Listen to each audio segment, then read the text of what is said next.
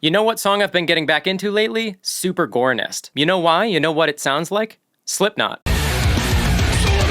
Whoa, hold on. Percival? Oh my god, it's a metal band, what? Oh no.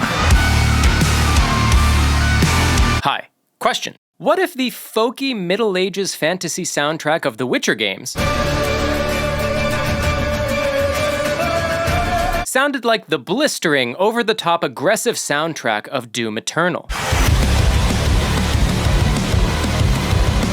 Well, now there's an answer, because I, Geoffrey Day, have made a cover song so heavy that the only way to explain it would be with a Witcher 3 DLC where the entire map is on fire and Roach is replaced with a motorcycle that runs on pure testosterone. You can skip to the song using the timestamp below, and this video was brought to you in part by my amazing patrons. Stick around to the end of the video for credits and to learn about the benefits. So guys, we should make prints or something, yeah? Or shirts maybe? Cause every single piece of art that Kina makes for my YouTube thumbnails is just out of this world. Let us know what we should do, and also give Kina a follow. Her links are in the description. Just waiting for a truck to go by. Okay, alright. I love the Witcher games, even the clunky mess that is the first in the series. But despite putting hundreds of hours into the trilogy and playing all of the DLC and installing mods for dope lighting and armor textures, I've never really learned about the soundtrack or the composers, and of course, never compared it to Doom Eternal before. Until now. So come on, let's get into it.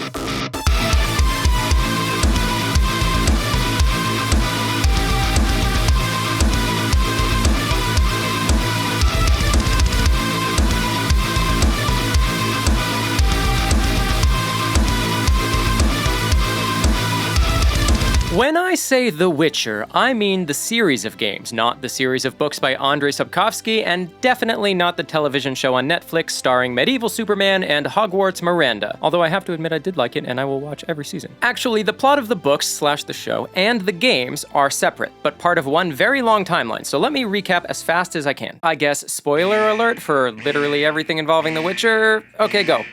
Before the games comes the books, there's a big continent and everything has a Skyrim vibe, but there's no dragons. Well, there are, but they're not a big deal. Well, they are, whatever, moving on. The early short stories are just the Witcher Geralt riding around basically doing side quests and also the Butcher Blaviken thing, but after that comes the official saga where things get real. There's a war between two kingdoms, and one of the kingdoms manages to invade, and then the other kingdom's part elf, part human princess. Ciri escapes and then falls under the protection of Geralt, aka Boring Wolverine, and then later she meets Yennefer, aka Middle-earth Galinda, and of course there's a lot of other characters, and then Ciri gets a bunch of training, and then they all get split up, and there's a bunch of Game of Thrones style plot that happens for like 4 books. Visions, betrayals, elf, dwarf, political turmoil, you name it, and then Geralt gets stabbed with a pitchfork and goes unconscious, and then almost dies, and then Ciri and Yennefer save him, and now the books are done.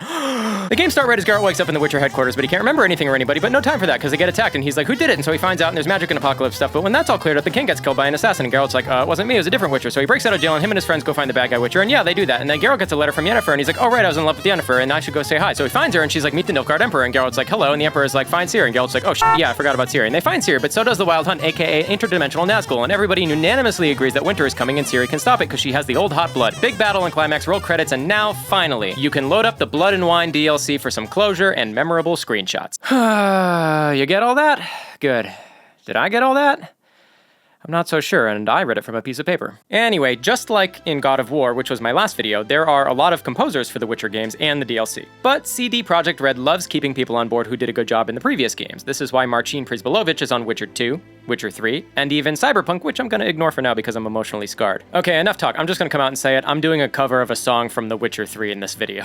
Why? Because it's easily the best game of the series, and also I think I found the best behind the music video I have ever seen. Like, it covers every aspect. What the process is like, what they were aiming for, what creative liberties they took, and what they wanted the players to experience. Thank you, Poland, for being so succinct. Takiej typowej muzyki renesansu, choć oczywiście inspirujemy się nią na przykład w Nowigradzie, czy nie mamy typowego, to też dla nas, dlatego że ona jest taka niedookreślona, to my mamy spory komfort w wybieraniu sobie poszczególnych elementów tego naszego folkloru, czy to będzie folklor z Polski, Rosji, Ukrainy, Białorusi i tak dalej, i adaptowania tego na nasz growy język i na nasz muzyczny. Adapt. This is exactly what the composers did for the gothic-esque sound of Bloodborne. And what Darren Korb did with Hades.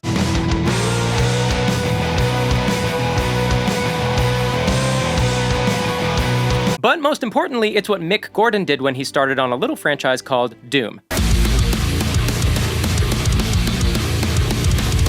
Besides taking inspiration from the art and the environment, Mick Gordon, Andrew Hulshult, and David Levy had the added challenge of nodding to the classic Doom soundtrack with their use of instruments and melodies. So maybe it would make more sense to say that the Witcher soundtracks were similar in process to Wolfenstein: The New Order rather than Doom. Doom and Wolfenstein were both Mick Gordon soundtracks, but Doom wasn't really pulling from genres related to the time period that the game is set in, where Wolfenstein starts squarely in the familiar realm of 60s American rock and roll, and then quickly switches gears into something electronic, mechanical, and terrifying. Anyway, back to that video. Takim finalnym krokiem jest już, ponieważ wiemy, co będziemy robić, wiemy na czym, to teraz musimy wiedzieć jak. Czyli tak naprawdę tutaj pracujemy nad tą treścią tej naszej muzyki. I na tym etapie podjęliśmy decyzję o zaproszeniu Percivala do współpracy. Whoa, hold on. Percival? Oh my god, it's a metal band, what? Oh no. Oh wow, they literally wrote Silver for Monsters on their metal album. Oh my god, that's the actual vocal line from the song. This is too much. Have you ever just called up a band and you're like, hey, really cool song. Can you play it again but on this folk string instrument? Yeah, no reason. So sadly, it seems there is already a metal cover of Silver for Monsters. Well, I guess the metal song is the original. But anyway, I want to take this whole song down an octave and give everyone the stank face. So let's start this tune.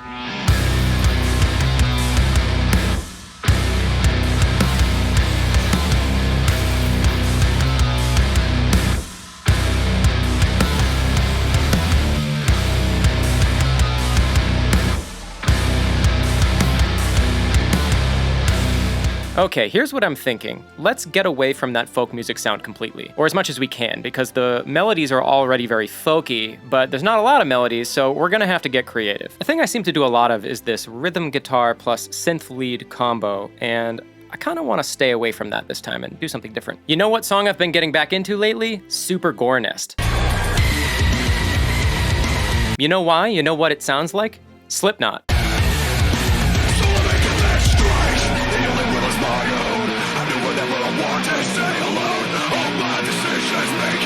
Obviously the whole thing doesn't sound like Slipknot, but the percussion absolutely does. It's the way that you've got this drum kit, and then you have a trashy layer under the snare, and you've got these extra toms, and everything is processed so tight.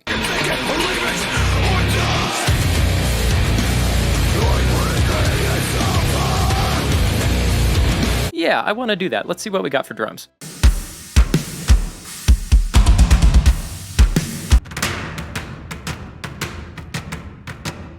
Geoff, could your snare sound any more like trash? Why yes, with this trash can. Okay, getting started on the guitars now. Let's turn that melody into a guitar riff, kind of like what I did with the Castlevania cover. Interestingly, this song is also in the key of D, so it might sound very similar.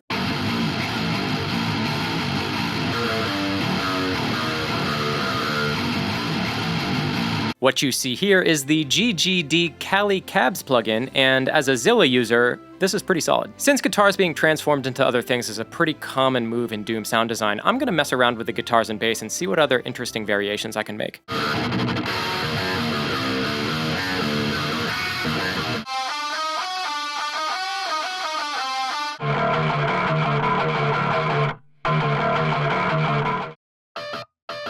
In Silver for Monsters, there's some light melodic stuff and vocal things happening before the main riff kicks in, so maybe a dirty synthesizer will fit nicely here? Not a lead, just like a nice background thing.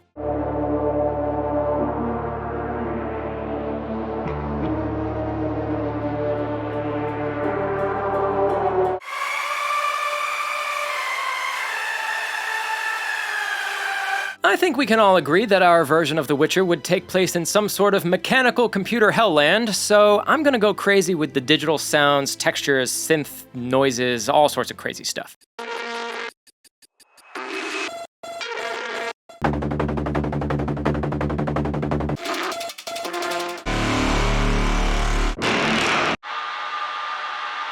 It's worth mentioning that I'm using both a super secret sample pack that I made and the raw recordings of power tools and yard machines that will be part of a future sampler instrument, both of which are often smashed through a very special compressor VST that is almost done.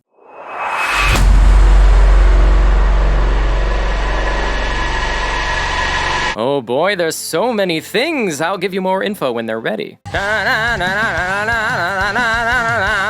Oh my god, it's stuck in my head. Also, I'm done. Without further ado, my Argent Metal cover of The Witcher 3's folk cover of a Polish metal song, Silver for Monsters, in the style of Doom Eternal. Enjoy!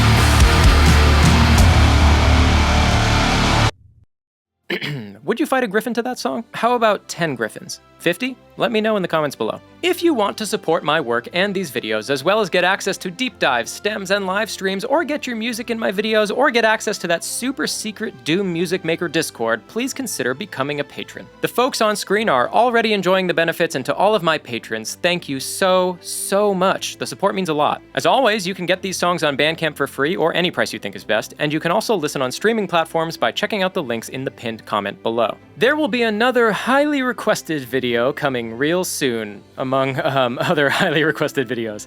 But until then, I've been Geoffrey Day. You've been worthy of a coin and a song, and I hope you're back again for the next video. See ya!